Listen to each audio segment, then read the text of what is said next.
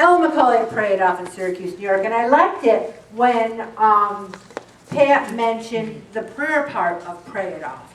And so not only should we be getting into the habit of healthy choices and healthy behaviors, but we need to get into some prayerful habits as well. You know, we all say that, oh, we're a good Christian, but when we get stressed, don't we turn to the food or the wine or the beers? And aren't we supposed to say, Jesus, I trust in you. Jesus, I know you're there for me. These 7 habits of prayerful people it's a very, very, very good article. If you start here, if you start with the prayerful habits, the rest of your life will fall into place. If you make Jesus the priority, the rest will fall into place. You know, we look at these Olympic athletes and we look at these tennis players and even high school sports stars, and we think, wow, you know, look at they're just blessed with this talent. It takes years of discipline, years of training. How many threes do you think Buddy Boeheim has shot in his life? I think he was in Julie's womb throwing threes, you know? He has been throwing threes a lot more than we could ever dream. He did not get good overnight. He's just so cute. I love him. Also, this article talks about raising our minds and hearts to God, and that the rest of our lives will stay in place. It says, grateful people say thank you, even for a small gift. It's funny. There is this person that I had the Secret Santa with. She'll never watch the blog. And she wasn't there that day. And I outdid myself on her Secret Santa gift at work. And then when she came, I had to leave it in her office because she was out the Secret Santa day. So when she came back, I was waiting for her, I had written in there who I was. So, weeks went by. So I said to her, oh, hi. I couldn't stand it. I go, oh, hi. Did you get my Secret Santa gift? She goes, yes. Okay. So then I go in my office and I was so mad at myself because I was milking a thank you. Wasn't I? I wanted her to say, I really, really liked it. That was so great when you did this and that and this and that and this and that. And I said, Ellen, why do you feel you need to be thanked? I had this big conversation with myself because I thank people.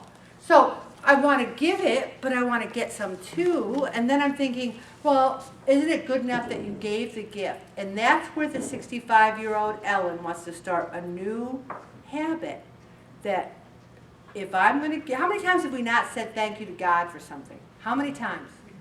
So if someone doesn't say thank you for you, don't milk the thank you, just let it go. And when we're walking with God, part of that walk is introspection. There was somebody at work too who said, I have the best communication skills. And she said it to a group of like 5 of us, and we were all thinking, and I know because the other people verbalized this, oh no, she doesn't! But she stood there saying, I have the best communication skills. So I think, how many times have we self-deluded ourselves? Like, I'm really trying it, pray it off. Are you? Really? Are we deluding ourselves? And you know what I call that? Did I ever talk about the American Idol syndrome? Where I used to watch it when it first came out with the kids, and we enjoyed it so much. And there was someone who would audition, and they would be terrible. And they would show Ryan Seacrest interviewing him later, and they'd be like crying. I'm going to show them. I'm going to get a Grammy, and I'm going to be so famous. And we're all sitting there in TV land going, you are awful. You're not going to get a Grammy. So I think so many people have the American Idol syndrome. And then I think we need to look at ourselves and say, are we really walking with God? Are we really thinking about our faith on a daily basis? Or are we deluding ourselves? Are we deceptive about ourselves? And I want to look at myself and say, are you doing this, Ellen? Were you doing this? I think you can learn and grow at any age. Prayerful people walk with God every day. And walking with him transforms the way we look at life. It transforms how we see things, how we react to other people, how we let things go. And we really need to rely on God's promises, because so many times I don't trust God because I'm afraid things aren't going to go my way. Who wants things to go their way? Anybody besides me? Everybody! Yes. And then when things don't go our way, we're thinking, God, what's going on? You know, I want things to go my way. We have to believe and trust and know that he is acting in our best interest, because no one loves us more than God. And we need to pray constantly. And you know, I don't know about you, but there's a lot to pray about, isn't there? Yes. I am never at a loss. I never stand there and go, wow, I can't think of a single thing to pray about. There's a million things to pray about, a million people. And act truthfully. This is where we all need to look at our lives and say, am I walking the walk? Am I talking the talk? Am I going to pray it off on Thursday night saying, praise you, Jesus, and Friday morning, you know, gossiping about somebody in the office? Am I walking the walk? Truth is put into action. We need to say, Lord, what do you want me to do? And I love number 6, persevere. Anyone, it's so funny, because someone who started in July of 2008, this is their 13th year too. She said, if you would have asked me, Ellen, oh my gosh, I never would have dreamed I'd still be here. She's doing great. The thing is, she's persevered.